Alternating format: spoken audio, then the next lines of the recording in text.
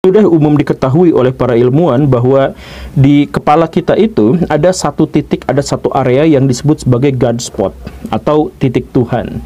Maksudnya bahwa titik itulah tempat manusia bisa merasakan perasaan-perasaan spiritual, kedekatan diri dengan Tuhan, takut kepada kemaksiatan, perasaan tenang, transenden, dan hal yang semacam itu ternyata ada dalam satu titik itu yang disebut God spot itu, yang ada di bagian depan gini, di prefrontal kepala kita itu. Nah, tetapi ada penelitian lanjutan yang kemudian sangat mengejutkan, yaitu yang dilakukan oleh sekelompok ilmuwan di University Oxford, yang di situ disebutkan bahwa jika bagian itu rusak atau kena benturan, kena trauma atau hal yang semacam itu, maka orang itu bukan menjadi ateis, tetapi justru malah menjadi fanatik terhadap agama gitu. Jadi titik bagian otak kita di mana tempat kita menghubungkan diri dengan Tuhan, kalau rusak, justru bukan jadi ateis, tapi jadi fanatik. Nah, kenapa seperti itu? Karena belakangan diketahui bahwa yang dimaksud dengan fanatik itu adalah kehilangan orientasi, tetapi fokus pada simbol-simbol gitu. Jadi misalkan, orang yang fanatik itu, maksiat jalan, nonton yang aneh-aneh itu jalan, korupsi itu jalan, maling itu jalan, tetapi ketika simbol-simbol agamanya disenggol sedikit, dia marah luar biasa.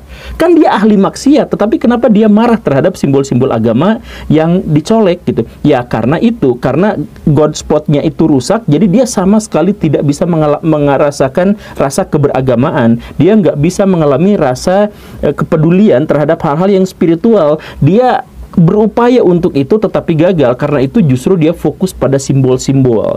Jadi kalau misalkan ada tokoh idolanya dimarahin, dianya sakit hati. Ketika misalkan ada simbol-simbol agamanya dikritik, dia marah luar biasa. Tapi sebenarnya dia melakukan kejahatan-kejahatan yang dilarang oleh agamanya sendiri gitu. Nah, itulah kerusakan dalam God spot itu.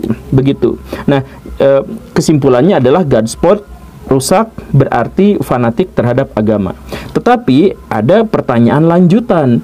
Kalau memang fanatisme terhadap agama itu muncul gara-gara God spot yang rusak, dan God spot yang rusak itu bisa gara-gara benturan, bisa gara-gara hal-hal yang traumatik, kenapa jumlahnya sangat banyak? Misalkan di negeri kita, kita melihat di media tentang betapa banyaknya orang-orang yang fanatik pada agama. Kan nggak mungkin juga semua di antara mereka mengalami pengalaman yang sama, kena benturan di kepala, sampai mengalami gegar otak atau traumatik tertentu, atau rusak sampai ada area God spot-nya itu ikut rusak. Itu kan nggak mungkin sebanyak itu, mana mungkin gitu ya, pengalamannya sama, jumlahnya sebanyak itu. Nah, pada akhirnya kita harus mengambil pada penelitian yang lebih lampau lagi, bahwa fanatisme tidak hanya dihasilkan oleh kerusakan otak, tetapi ada sekelompok elit masyarakat yang secara sengaja menciptakan fanatisme terhadap orang lain, merekayasa otak orang lain, merusak otak orang lain secara sengaja dan sistematis. Untuk apa? Demi kepentingannya sendiri. Kita akan ulas itu di episode ini, dan tolong simak videonya sampai tuntas, karena saya percaya banyak di antara penonton Guru Gembul Channel yang ternyata tanpa dia sadari dia fanatik, dan fanatiknya itu direkayasa oleh pihak lain.